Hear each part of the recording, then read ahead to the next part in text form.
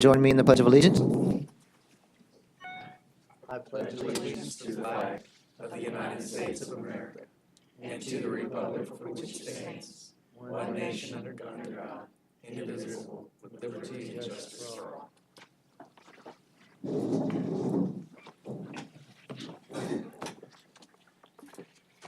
Thank you, and welcome to our June 19th meeting. I had to pause on the date for a minute. I'm losing track of the days. Please note, Ms. Solis and Dr. Young are absent this evening. First item on our agenda is items from council. I have one. Yes, sir. It's a request. I believe it's on the 26th, Mrs. Garrett and Mr. Reese. Can we just, would you be able to provide any type of update on Magruder cost or not? Sure. Well, I say sure. I need to find out if they've gotten that completed yet. And if not, well, it's partially done. Might be able to get it completed. That'd be great if we could, just so I can look at it in terms of CIP and other items. Also, before I forget, July 3rd, we may not have to have a meeting. We don't really have any items for our agenda, so note that. Unless something comes up between now and then, y'all just want to meet, we can, but we don't. And we know we have 2 council members that will already be absent on the 3rd, scheduled okay. absence, so. Something just nice to share, this, that the city manager shared with me, and I have to be honest, I didn't read the article yet, but if she lets me take the magazine home, I will. Texas Highways, I know we all get lots of different magazines and stuff. This has several references to Victoria. One of them is, and Mr. Halapaska, I think you would appreciate this, A Return to the River. This author, Clayton Maxwell, used to live in Victoria, and the river was a part of growing up. And so they went recently and kayaked that whole stretch and went to the pump house and everything. So it's really neat. And there's another reference, a peek into the past. It's by the Day Tripper. He's a guy that goes out and really neat. Talks about his day in Victoria and all the things he went and did. And I don't know if you were aware of this. You should have, he got up. Well, So. I'll just mention very briefly that the Day Tripper was a contest we won because we had so many supporters voted Victoria as a place they'd like to see covered in that Day Tripper, that particular Day Tripper article. So the CVB helped a lot with that. Yeah. Okay, very good. I'm going to look at that this evening. Very nice. Did you mention Lone Star Legacy Parks in that article, by the way? Did you say, The Lone Star Legacy Parks, we got that award 2 years ago? No, this is just, I don't think it did in the Day Tripper. And then Miss Maxwell's article, Miss Maxwell's article is talking about just canoeing, a kayak in the river from Cuero down to Victoria. So. I thought Mr. Van Gundy was shaking his head, so I don't know. It's not in the article. Oh, I was just saying it is the Lone Star. Yeah, but I don't believe it's in the article. I read the article last night pretty late, but I don't think it was in there. Just asking. the Day Tripper made a lot of familiar stops, House of Bread, Museum of Coastal Bend, Fasades, the park, the zoo, Grover's Bend. They did go to Pebble Beach, which was interesting. That's the nickname given to the little beach down there, so. Moonshine's Drinkery, so. Anyway, good stuff. Any other items from council? Oh, yes, sir. Just a passing comment, I was down there Sunday and I counted 17 cars at Pebble Beach. And I noticed there is not a sign that says Pebble Beach. It's Grover's Bend. Yeah, it's Grover's It's Bend. Grover's Bend, but it doesn't say Yeah. Pebble Beach. Because the article in the paper on Sunday mentioned Pebble Beach.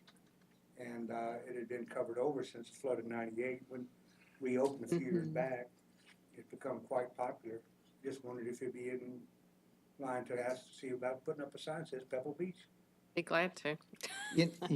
I'm glad you raised that because I don't know what day it was. It wasn't this past weekend. It was a few weeks ago, and it was really hot. And it was absolutely packed down there. There's something unique with that. There's an untapped, and I would say to the council and city manager and parks director that this group might going forward over the years, look at expanding that type of access in small areas. I mean, they are going down there in droves, and it's very interesting. You know, you wonder about what do people want in Riverside Park? Man, go down there when it's really hot. It, Just went to the Blue Hole in Wimberley. yeah, Very neat spot and, Yeah. of course, packed. I don't think we have as many people because they had two different shifts. You had to sign up for one or the other to be able to gain access, but is that, that's not, you called it the Blue Hole. That's not there's another one. Jacob's Well. Yeah, they would let 75 people in at a time, I think, but Yeah. maybe if They we, limit both of the spots they limit because they just would get overcrowded. yeah. If we limit Pebble Beach to 50 No, people, I it'll don't think become not- more not popular. yet. No, anyway, I'm not advocating that. no, and I'm not either, but it looks like there's an opportunity there that maybe we aren't aware of would be even more popular if there was another area along the river that could be successfully created for access to, just like that spot. Anyway, I'm glad you Great idea. brought that Yeah, up, yeah. Mr. Halpaska. I've got something. Yes, sir. Do we have an update on the street problem in Shenandoah? It was scheduled to be swept this week, but with the rocks, but with the rain, so they're not able to sweep this week. So as soon as the weather clears up, they'll do that second sweeping. So it is being addressed and Yes, taken yes, care of? sir. 'Cause Yeah, and had gotten two I emails. believe the mayor responded back to him about the sweeping, Oh, I did. so, I didn't know if y'all did too. I saw it went to several of us. yeah. Yeah. But would have been done this week, that's. okay, thank you. Good, okay. No further items from council. We'll move into citizens' communication. If anyone would like to address council, now would be the time. Come on up to the podium. Seeing no one, we'll close citizens' communication, move into our agenda. We just go straight to the consent agenda, I believe. Sure. There are 7 items on the consent agenda tonight. They are first, the approval of the minutes of the regular meeting of June 5th, 2018. Second, a resolution authorizing the city manager to renew the contract with the Department of State Health Services Vital Statistics Unit for the remote certification program used to issue birth certificates from the city secretary's office in an estimated amount of $12,000 over the next 5 years and declaring an effective date. The third is a resolution authorizing the city manager to execute a contract between the city of Victoria as the fiscal agent for the Victoria Metropolitan Planning Organization, the Victoria MPO, and the Texas Department of Transportation, outlining the responsibilities of both agencies in accordance with the federal and state regulations and code, specifically to be in compliance with the FAST Act and declaring an effective date. Fourth is an ordinance amending fiscal year 2017-2018 City of Victoria Water Wastewater Fund budget to provide $260,000 in additional funding for the Aquifer Storage and Recovery Demonstration Project, providing for savings and declaring an effective date. Fifth is a resolution designating the city manager as the authorized official to apply for, accept, decline, modify, or cancel the grant application for the fiscal year 2019 Automobile Burglary and Theft Prevention Authority Grant Program, designating Detective Jeff Parsons as the program director for the grant, designating Director of Finance Gilbert Reyna as the financial officer for the grant, and declaring an effective date. Sixth is a resolution awarding the Aquifer Storage and Recovery Well Number 19 Exploratory and Repair Project to Weisinger Incorporated for their bid of $233,500, authorizing the city manager to execute all documents necessary to complete the project and declaring an effective date. And seventh is a resolution awarding the 2019 mowing and drainage ditches, outfalls, and rights-of-way to Yellowstone Landscaping for their low bid of $331,985, authorizing the city manager to execute all documents necessary to complete the project and declaring an effective date. Make a motion to approve the consent agenda as presented. Second, We have a motion and a second. All those in favor say aye. Aye. Those opposed? Okay, ayes have it. Thank you. E1, Item E1 is a resolution authorizing the city manager to execute a professional services agreement with GrantWorks Incorporated for grant administrative services for FEMA Public Assistance and Hazard Mitigation Grant Program Disaster Recovery Management Services in an amount not to exceed $1,582,950 and declaring an effective date. council? Make a motion to approve item E1. Second. Okay, we have a motion and a second. Discussion, questions? What was the just cost range between these people that bid it? We didn't have that in here, and I know that it was an evaluation where cost was a percentage of the total score? I don't have all those numbers, Councilman, but these on average, because there were a lot of different categories that we asked them to provide cost information on. One was per professional, per hour. The other was for each of the individual types of projects and what they would charge, basically on a percentage basis for each of those.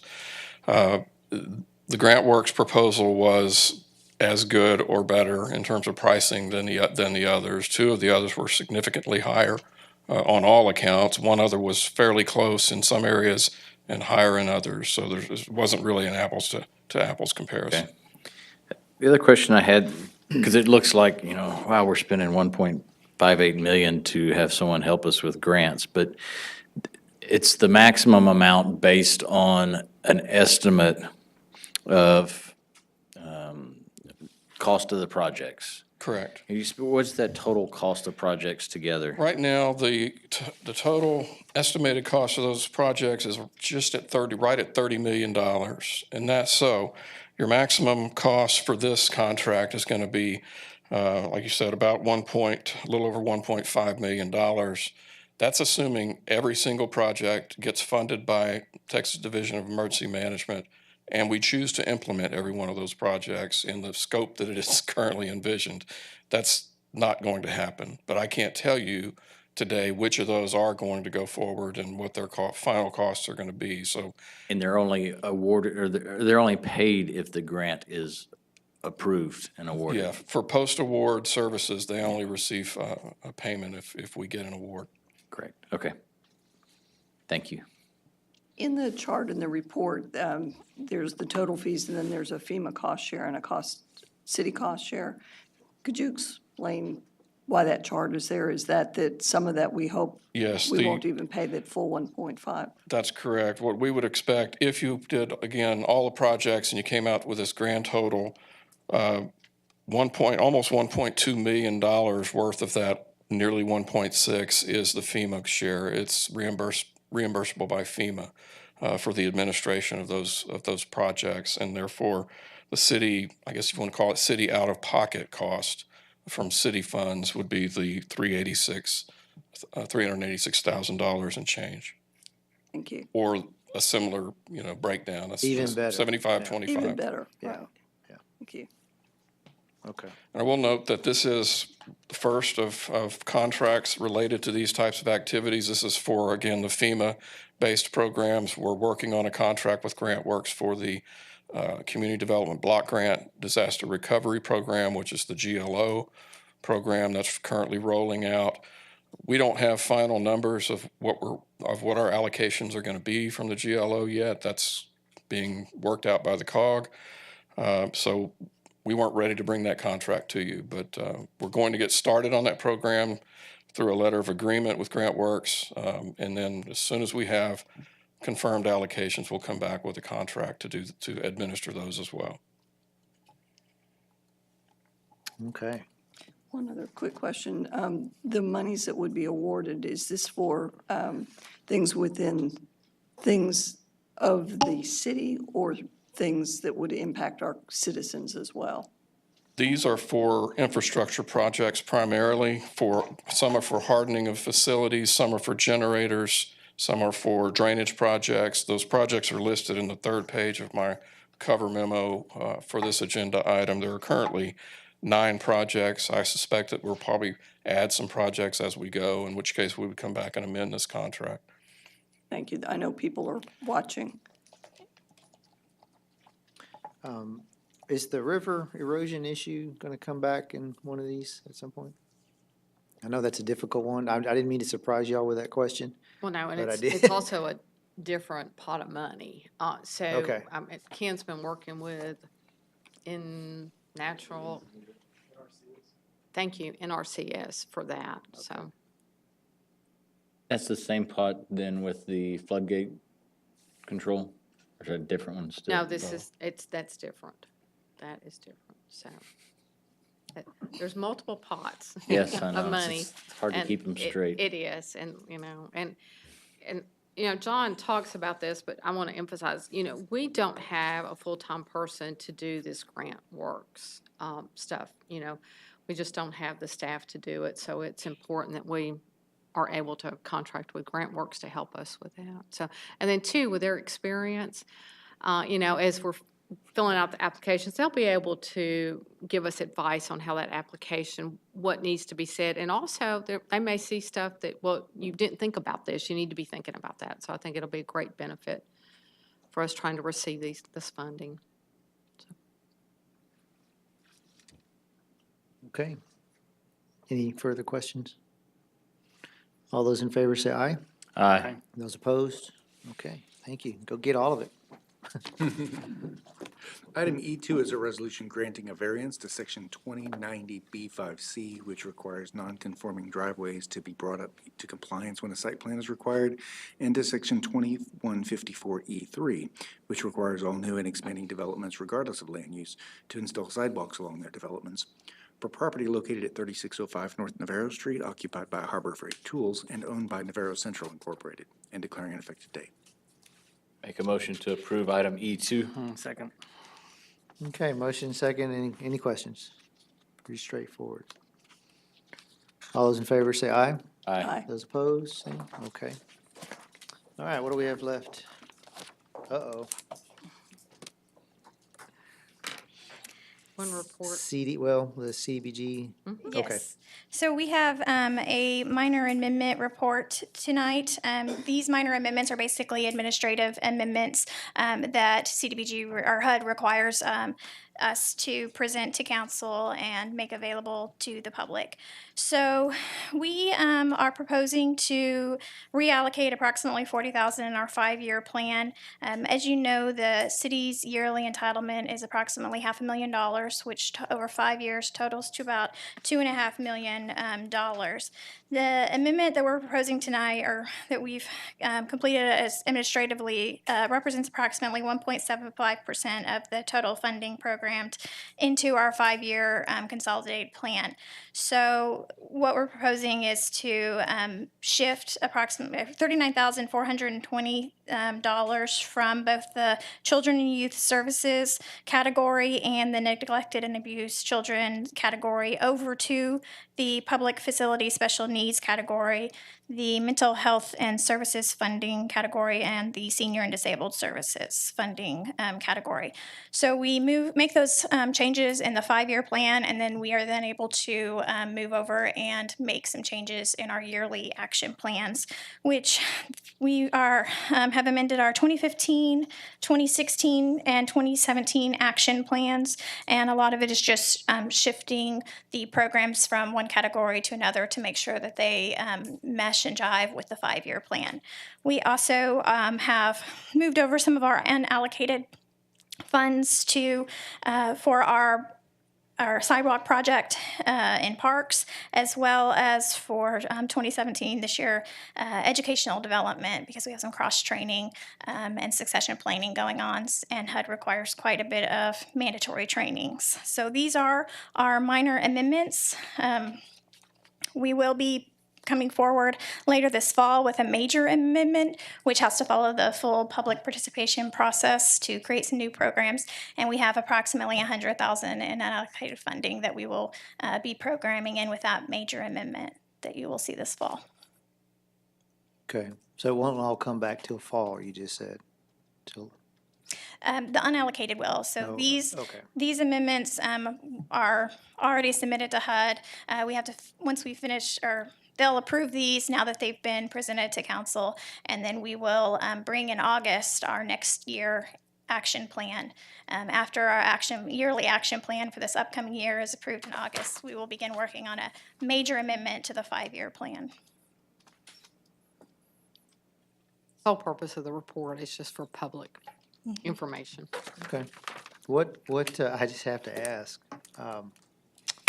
4373 for parks, change order for sidewalk. What can you get for $4,373? What is that? Do y'all know yet? I believe it was just the cost of the concrete for the sidewalk, Really? as far We as don't know? units. Okay. Okay, never mind, that's all right. I was just curious when I saw that.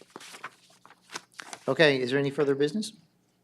The cancellation of the 6 o'clock meeting. We discussed that Okay. already, yes, so we're good. Just make a public announcement that the meeting that was scheduled at 6 o'clock for the Victoria Development Corporation is being canceled.